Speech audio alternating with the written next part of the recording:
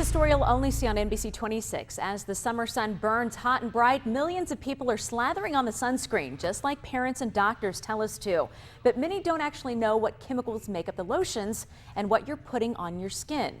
NBC 26's Holly Baker takes a closer look at the real story on sunscreens.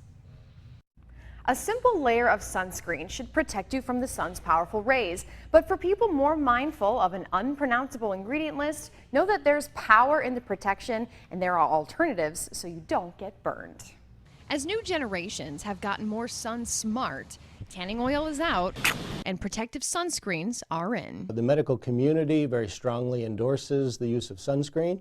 We know that the sun's radiation leads to increased incidence of skin cancer and melanoma. Protection from the sun for your skin, but what is it absorbing in the process? There is some concern about chemicals on our skin, and I think it's very smart to be aware of this. At this point, there's been no good scientific evidence that these chemicals are truly harmful, but it is wise to minimize your exposure to chemicals. Most of the chemicals thought to be harmful were removed from formulas in the 80s. Now, any adverse reaction to the potent lotion is likely due to skin sensitivity or even allergies.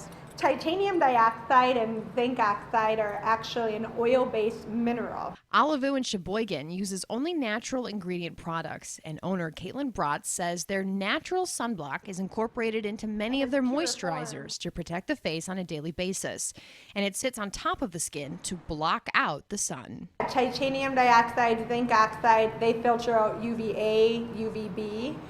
They also are water resistant, and so it's just a really nice way to have a natural element in your daily regimen that could replace a chemical if you're looking to cut chemicals out of your product.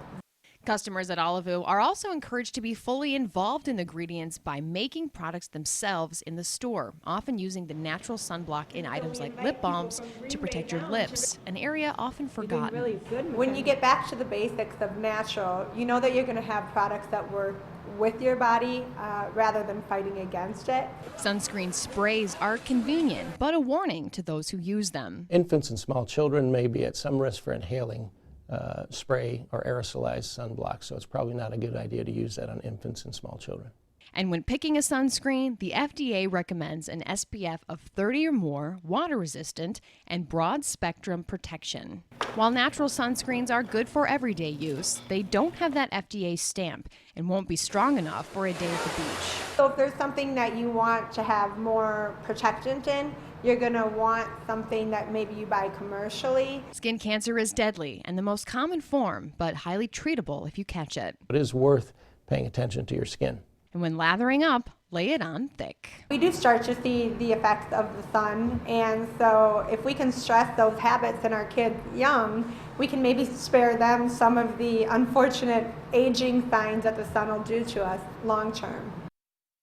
If you're still uncomfortable using sunscreens, you can shield your skin with light clothing, but when the summer sun is scorching, you'll want to apply some or risk facing the harmful rays unprotected.